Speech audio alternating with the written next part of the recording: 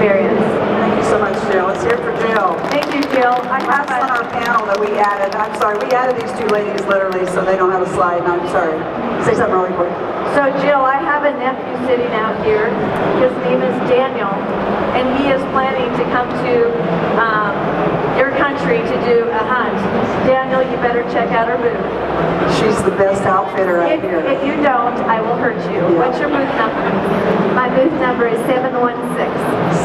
7-1. And Daniel hunts with his aunt all the time, so he knows we can do it. The other thing I want to point out in Jill's story, do you guys have any idea, women, how big a 375 is? It's huge. Your gun?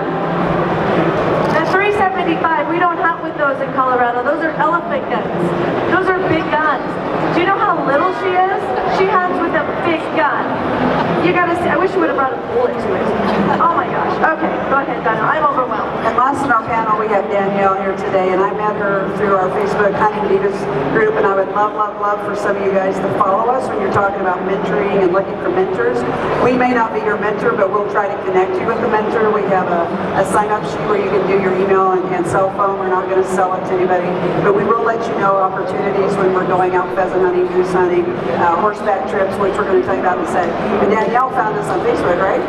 Oh, we met you at the RJI show in Colorado Springs, and so then she Facebooked Lisa and I and said, hey, I want to go turkey hunting. I had the privilege of hanging out with her in a blind and pursuing some gobblers, but I heard her story and I'm beyond impressed. She's a breast cancer survivor, but and during that time your significant other left you, correct? And I literally texted her, and she's a bow hunter, and I was at Cabela's and I said, can I pick up some broadheads for you? And she said, oh, I don't know. My significant other always got that for me. So part of what we're trying to empower women, because I did the same thing if you let somebody else do it for you. I want you to be empowered, Randy. You did a lot of homework to figure out yourself. Get out there. There's so many resources on the internet, Parks and Wildlife, you name it. But go ahead. Tell a little about your story. Thank you, Danielle. I grew up in eastern Montana, and like a lot of you ladies, I didn't grow up hunting. I lived in the Yellowstone River Valley. My dad raises registered Charolais cattle, so I grew up eating amazing beef, organic beef, but I didn't get the chance to hunt or fish. I started fishing in Lake Sakakawea in North Dakota. I was 26 years old when I caught my first walleye, and I was literally hooked on that. And then I never hunted.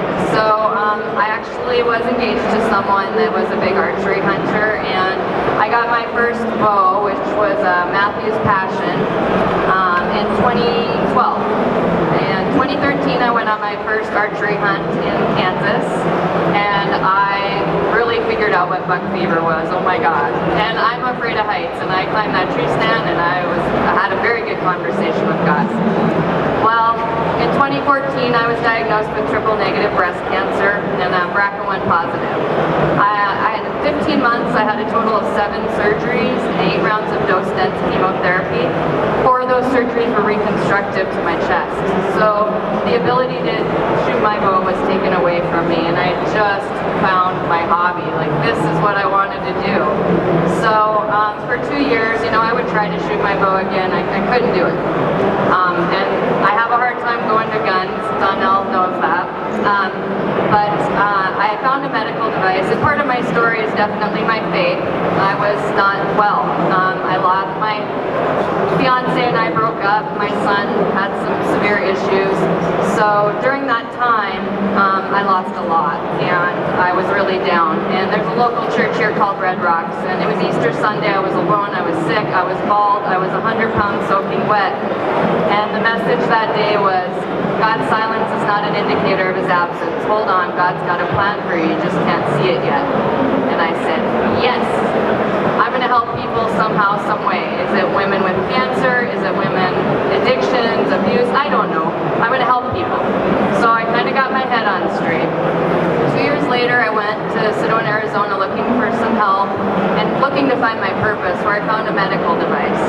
And literally, this medical device gave me the ability to shoot my bow again. Within 4 days, all the discomfort I was dealing with was gone, and I could pull my bow back at 40 pounds easier than when I first started hunting. So I knew I had something there. I found my purpose. He was right, always. We need to surrender, right? And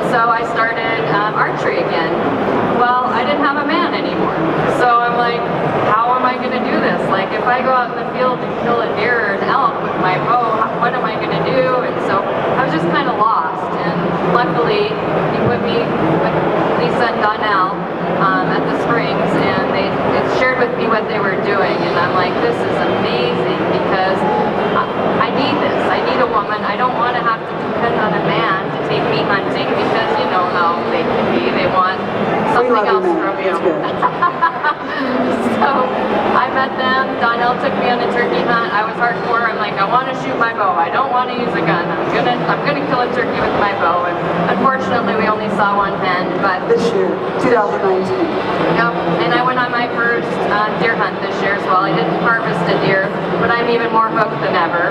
I did buy my first rifle, so I'm opening up to that. I got a Seiko 30-06 King Ranch edition, and now I've developed a whole brand with this medical device called HuntNDivas. So I'm in a position where I can give back to other hunters with this device. I've actually donated one to Stetson Barfield, which a lot of you know. He's in the Paralympics for air rifle shooting. So he has a beaver, and I'm just looking forward to possibly hunting with these ladies in the future. And I just want to say, don't ever give up. If that's what you want to do, find a way to do it. And there's so much the way. Thank you. Seriously, your story is very encouraging to me. We want to end with two little things here. We're actually going to bring a couple men into it. We do love men. And so this last 2 years, we've been doing a horseback trip into the Flat Tops. And the group that went 2 years ago, my appendix burst 2 days before, so I was eliminated. But I got to go this year. What a fun, great, beautiful trip up in Marvine Lakes. There's our crew that went this year. Come on up. Mr. Bruce, he's the stud guy that took care of us. Come on up, Bruce. Let's give it up for Bruce. Come on. This guy took amazing care of us. We had so much food and so much gear. He had to bring a second group back in. When you're in the wilderness, you can only have 24 heartbeats. I don't know if you know that, but when you have that much estrogen and that many horses and that many mules, he had to do 2 trips. Go ahead, Bruce. Tell us a little bit about what you do. Okay. Good to see you all here, listening to these women's stories. They're pretty incredible. You know, we are fortunate enough to be a public lands outfitter over in the Flat Tops area over in northwest Colorado. One of our campsites is on the Upper Marvine Lake, which is a outstanding fishing lake within the Flat Tops, but it's also a very person-friendly lake. We have lots of families and couples and whatnot that go in there, and it's just very, very comfortable. You know, we're all need to be just a little bit thankful for the public lands that we have, especially here in Colorado. Our particular county over there, Rio Blanco County, is like 74% public. Lots of public open areas. I think we're probably the only place in the world that has this much access to beautiful, outstanding places. So that's something that we all need to be thankful of and protect as best we can.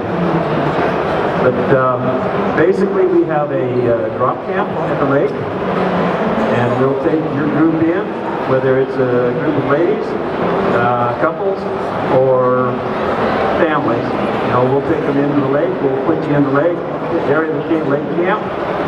We'll leave you there, we'll come back out, bring our horses, and then we'll come back in 3 to 5 days and pick you up. And we might even come in and check on you occasionally in the meantime.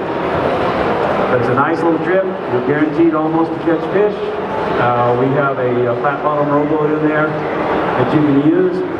We also have the ability we can pack in float tubes and that kind of stuff as well. A couple years ago, we bumped into these ladies here at the expo and started talking about these women-only trips with kind of a broad theme of maybe getting some ladies together that weren't familiar with this, bringing them in, and letting them enjoy the outdoors, people that weren't familiar enough that they felt comfortable doing it themselves. You know, from our aspect, we were a little bit selfish. We figured if we could get the ladies in once, we'd get them back again with their families, and it would be a good business booster, which it has turned out to be. This is the last year's group. Yeah, last year's group. And I understand we're going to be lucky enough to get another group this year. The other thing that we're looking at doing, you know, we have the lake camp, and we actually have 2 lake camps up there that we use. We've also got a series of relatively remote hunting camps that we're going to try to use this summer. And with the thought process of being able to people that aren't real serious about fishing, being able to take them into these other little more remote camps. The ride's a little more challenging. It's 2 hour in, 2 hour out. But ride them in, take whatever group they have, let them stay at the camp, hike, you know, look at some wildlife, look at flowers, that kind of stuff, and come back in 3 to 5 days and pick them up as well. We can do that fairly inexpensive. You know, we've got the horses, we've got the stuff, and hopefully be able to expose more people to the wilderness than what would otherwise. Just a quick story of why these family things are kind of fit for us. We had a gentleman that was involved in one of the veterans groups that we've been working with for the last several years. And he decided he wanted to bring his family out to the lake. And so it was himself and 2 nephews, his brother-in-law, and his father. So we had 3 generations of guys that went in. And you know, he called it a coming-of-age trip. And what it was is they would come in, and the older gentlemen would sit around with the kids at night and talk about, you know, subjects that they never seemed to quite get to at home. You know, teenage sexuality, teenage drugs, teenage faith, you know, those kind of conversations that you could have when you aren't being interrupted by a cell phone or some other electronic gadget. So, Yeah, your cell phone doesn't work back there. It doesn't work. so anyway, it's, you know, we enjoy sharing our outdoors.